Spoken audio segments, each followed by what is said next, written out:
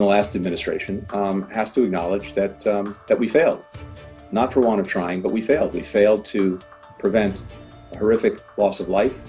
We failed to prevent massive displacement of people internally in Syria and, of course, externally as refugees.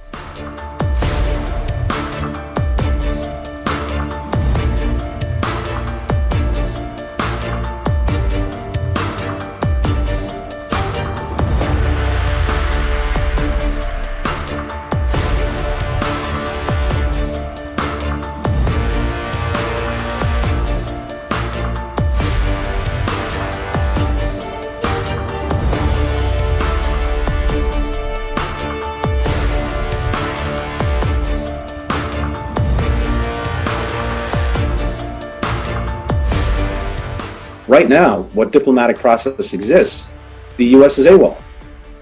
We're not in it. The Russians are in it, the Turks are in it, the Iranians are in it, we're not. I can tell you this, I can't guarantee success, I can guarantee that in a Biden administration, we'd at least show up. It is virtually impossible for me to imagine that. When you look at the history of civil wars, they tend to end in one of three ways. First, one side wins.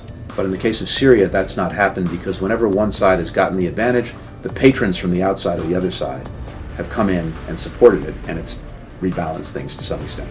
Second, the parties fight to exhaustion. But at least according to historical studies, that takes 10 years on average when there are just two parties involved, and many more years when there are a multiplicity of parties involved.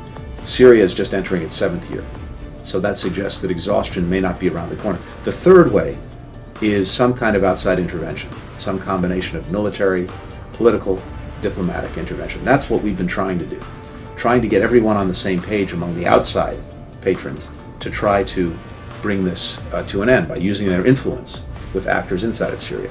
But the interests are so dispersed and so different among the different actors inside and outside of Syria that's proved to be a very challenging process. That's where we are. It is not satisfying in the least, to the contrary. It's usually frustrating, and it's something that weighs on anyone who had any responsibility for Syria.